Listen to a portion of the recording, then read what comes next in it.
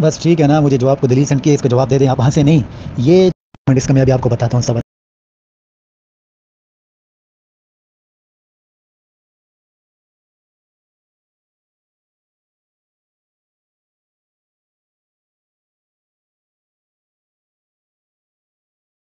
او بھائی انٹرنیٹ سے نکال نہ سینڈ کر، میری اپنی ویب سائٹ ہے rizvibhaiya.online.com. میں اپنی ویب سائٹ سے تمہیں اٹھا کے سینڈ کر دوں گا، پھر وہاں سے پڑھتے رہنا تم. یار یہ کون سا طریقہ ہے وہ یار؟ یہ علم ہے تمہارا؟ او جہل مطلق، یہ عبارات سینڈ نہ کرو. یہ تو میرے پاس اپنی ویب سائٹ ہے، میری ویب سائٹ جا کے پڑھ لے، وہاں میلاد النبی بھی لکھا ہوا ہے. میں نے آپ کو جواب دیے ہے، جو اشرف علی تھانوی صاحب رحمۃ اللہ نے جو جواب دیے ہیں نا عید میلاد النبی کے بارے میں نے آپ کو وہ بطور دلیل کے سینڈ کیے. آپ کو میں نے کوئی اور چیز سینڈ نہیں کیا. انہوں نے کیوں یہ کتاب لکھی ہے، مطلب اور ان کا مقصد کیا تھا عید میلاد.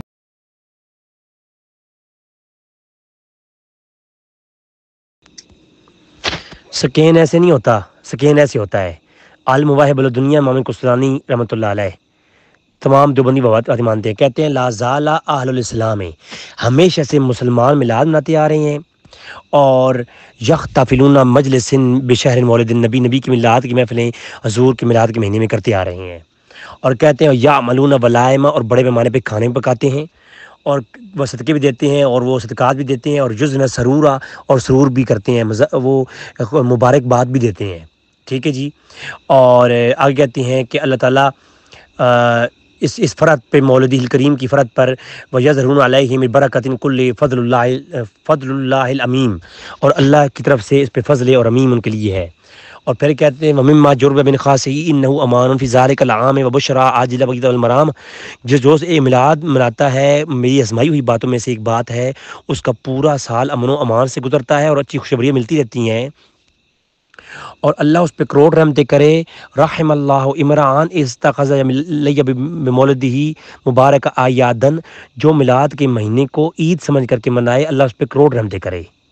لیکون اشد علاتن علی من فی قلبی مرض، اور جس کے دل میں مرض ہے، وہ مرض جو ہے وہ کبھی میلاد نہیں مناتا. جس کے دل میں مرض ہے، یہ نفاق ہے، منافق ہیں، وہ کبھی میلاد نہیں مناتے ہیں، اور ان کا مرض ہمیشہ بڑھتا رہے گا. یہ امام قسطلانی نے تمہارے لیے کہا ہے، یہ بزرگوں کا یہ عقیدہ ہے، یہ فتویٰ اس کو بولتے ہیں مستحب ہونے کا. اچھا جب تمہارا تھانوی صاحب لکھیں تو بدعت کے اوپر کتاب، تو وہ اس کا مطلب اور ہوتا ہے. یہ عجیب انسان ہے یار. وہ یار طویلیں کرتے رہتے ہو، دین میں طویلیں، قرآن میں طویل کر دی، صحابہ کرام کو مشہور ٹھہرا دیا، حدیث میں طویل کر. جو میں نے آپ کو تحریر سینڈ کی ہے مولانا اشرف علی تھانوی صاحب رحمۃ اللہ علیہ کا جواب ہے کہ کتاب کیوں لکھی ہے، اور اس کے اندر جو الفاظ استعمال، اس کا جواب نہیں ہوتا. جو اس کے اندر لکھا ہوا ہے اس کا جواب تو ہوتا ہے نا. اس آیت کے اول مخاطبین جب صحابہ تھے، صحابہ نے اس آیت پر پھر عمل کیوں نہیں کیا، اس سے عید میلاد النبی ثابت کیوں نہیں کیا؟ قل بفضل اللہ وبرحمتہ فبذلک فلیفرحوا سے نا آپ نہیں پڑھیں گے نا، ظاہر ہے. تو جواب جو ہے نا تحریر کے اندر نہیں ہوتا نا، ویب سائٹوں سے لکھ کے تحریر نہیں ہوتی ہے. ظاہر ہے آپ نہیں پڑھیں گے نا، آپ کے اندر اتنی ہمت، جرت، استقامت نہیں ہے نا، طاقت نہیں ہے نا. یہ آپ کی ایمان کی کمزوری کی نشانی ہے. حق بات کوئی نہیں سن سکتا، جو حق بات کو سنتا ہے نا اس کے اندر. آپ ثابت کریں صحابہ نے عید میلاد النبی کیسے منایا ہے، جلدی کریں، طریقہ بتائیں.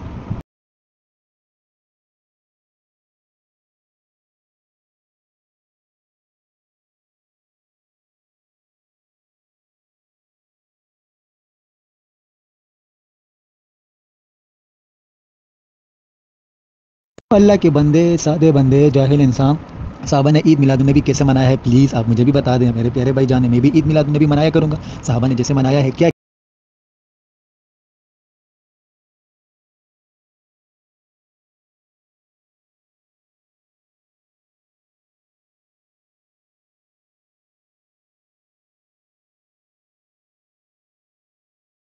ماشاء اللہ، سبحان اللہ. آپ کے عقل کو سلام کروں، آپ کے علم کو سلام کروں.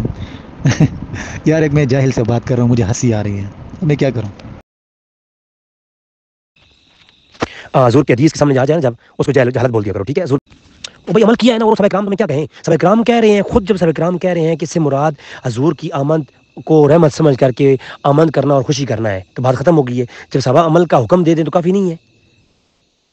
قرآن کی نص ثابت ہو گئی ہے تو مستحب ہونے کے لیے کافی ہے نا. صحابہ کرام اگر ریگولر عمل کرتے تو وہ سنت ہو جاتی نا. الو کے پٹھے کہاں پڑھتے رہے ہو؟ اور جہل انسان کہاں میرے سر میں پڑ گئے ہو تم؟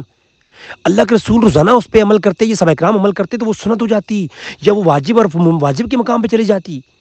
صحابہ کرام نے اس کے حکم دے دیا، بس یہ اگر حکم عام ہوتا ہے تو وہ کیا ہوتا ہے؟ الو کے پٹھے وہ جو ہے وہ مستحب ہوتا ہے، اسی لیے تو مستحب ہے۔ اگر صحابہ کرام روزانہ ہر بار اس پہ کر کے عمل کر کے دکھاتے تو وہ واجب ہو جاتا۔ آپ قرآن و حدیث نہیں سن رہے ہیں تو میں آپ کی یہ پوسٹیں کیوں پڑھوں؟ ایسی پوسٹیں میرے پاس ہزاروں پڑی ہوئی ہیں، میں ساری پوسٹیں آپ کو سینڈ کر دوں، آپ کو کہہ دوں ساری رات بیٹھ کے پڑھتے رہو، جب میں تمہارے ساتھ تہذیب کے ساتھ قرآن و حدیث اور میں آپ کے اصول کے ساتھ بات کر رہا ہوں تو وہ اس کی جواب دو۔ اللہ و برحمتی فبذلک فلیفرحوا، صحابہ نے اس سے عید میلاد النبی ثابت کی ہے، آپ کے نزدیک ثابت کیا ہے؟ میرے پیارے بھائی، مجھے پہلے تو تمہاری جہالت یہ ہے کہ بھائی قرآن حدیث اجماع اور قیاس میں صحابہ کرام کا ذکر ہی نہیں ہے۔ صحابہ کرام کہاں ذکر ہے؟ قرآن کی صاف نص کے اوپر صحابہ کرام کا عمل تم ڈھونڈتے ہو، تمہاری جہالت ہے، دلیل لاؤ، کہاں سے یہ لے رہے ہو؟ میں دلیل مانگ رہا ہوں نا، تم بھی کچھ قسم توڑو نا، بتاؤ کہاں پہ لکھا ہوا ہے کہ قرآن کی نص واضح ہو جائے، قرآن کی تفسیر قرآن سے ہو جائے تو پھر صحابی کا قول چاہیے ہوتا ہے۔ مجھے دکھائے نا کہاں سے لے کے آ رہے ہو؟ تم تو قرآن کو مشروط کر کے تم کافر ہو رہے ہو، بلکہ تم کافر ہو چکے ہو، تمہارے جو بچے پیدا ہوں گے ابھی حرام کے پیدا ہوں گے، تمہارے جو بچے پیدا ہوں گے نا یہ حرام کے پیدا ہوں گے، کیونکہ تم بار بار یہ کہہ رہے ہو بھائی قرآن کی کل بفضل اللہ و برحمتہ ہی، اس سے صحابہ کرام نے کہاں ملا دینا ہے؟ بھائی انہوں نے ہو سکتا ہے منایا بھی ہو، ہمارے پاس نہیں پہنچا ہو۔ اور پھر میں کہہ رہا ہوں کہ کل بفضل اللہ و برحمتہ فبذلک فلیفرحوا کی تفسیر میں جناب امام جریر طبری لے کے آتے ہیں، حضرت ابن عباس کہتے ہیں کہ برحمتہ سے مراد ذات رسول ہے۔ تو قرآن کہتا ہے جب رحمتی آ جائے، بفضل اللہ و برحمتہ آ جائے، فلیفرحوا، خوشی کیا کرو۔ اب قرآن کی نص ثابت ہو گئی ہے، اب اس کے اوپر اور کیا چاہیے؟ صحابہ اکرام خود کہہ رہے ہیں رحمت اور فضل رسول کی ذات ہے۔ جب صحابہ اکرام کہہ رہے ہیں حضور کی ذات رحمت اور فضل ہے تو قرآن کہتا ہے جب رحمت اور فضل آ جائے فلیفرحوا، خوشی کا اظہار کیا کرو۔ اب اور کیا چاہیے؟ قرآن، تم صحابہ اکرام کی بات چھوڑو، قرآن خود کہہ رہا ہے بشر المؤمنین بان لہم من اللہ فضلا کبیرا، سب سے بڑا فضل جو ہے نا وہ حضور کی ذات ہے۔ جب قرآن کہہ رہا ہے حضور کی ذات سے بڑی فضل ہے تو قرآن کی نص مانی جائے گی اور صحابہ اکرام کے قول بھی آ گیا، تو پھر اور تم کیا چاہتے ہو؟ تم کہتے ہو نہیں جو تمہارا نفس کہتا ہے وہ تم اپنے نفس کی پیروی کرتے ہو۔ ہمارے احناف کے ہاں ایک مٹھ جو ہوتا ہے نا اس سے کم جو رکھے گا حرام ہے اس کے لیے، گناہ کبیرہ ہے، گناہ کبیرہ ہے، گناہ کبیرہ۔ ایک بالش یعنی کہ مطلب کہ ایک مٹھ، اس سے زیادہ ہو تو ٹھیک ہے کوئی مسئلہ نہیں ہے، اگر اس سے کم ہو تو حرام ہے اس کے لیے داڑھی۔ صحابہ نے عید میلاد النبی کیسے منایا ہے آپ نے؟ او بھائی داڑھی کا مسئلہ بعد میں ڈسکس کر لیں گے نا، داڑھی کے مسئلہ میں پورے اہل مصر، ابھی مولانا فضل الرحمان صاحب نے قاری شہاد مامون انور جن سے میری ملاقات بھی ہوئی ہے ان کو بلایا ہے، ان کی داڑھی نہیں ہے۔ قاری باسط سب سے بڑے امام القرہ ہیں، ان کی داڑھی نہیں تھی۔ مصر کے سارے علماء الازہر کے بڑے بڑے فقہا وہ داڑھی نہیں رکھتے ہیں، تو ان کو کیا کہو گے؟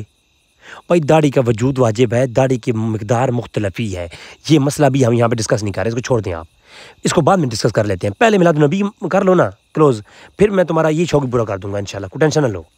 میں عربی کے اندر سپیچیں کرتا ہوں، اللہ کے بندے، میں عربی کے اندر میرے 2 گھنٹے کے ڈیبیٹس ہوئی ہیں سعودی کورٹ کے اندر۔ مجھے مت سکھاؤ باقی مسئلے، وہ باقی بات مسئلہ ہے، فی الحال داڑھی بات نہیں ہو رہی، فی الحال داڑھی میری ہے نا، میری داڑھی فی الحال ہے، میری داڑھی مٹھی بھر نہیں ہے لیکن آدھی مٹھی میں جو ہے داڑھی آئی جاتی ہے، میری اس وقت داڑھی اتنی ہے، تو فی الحال اس داڑھی کے ساتھ قبول کر لو، شاباش، بسم اللہ کرو، شاباش۔ ہمارے احناف کے ہاں ایک مٹھ جو ابھی تک ثابت نہیں کیا، 4 ائمہ اربعہ نے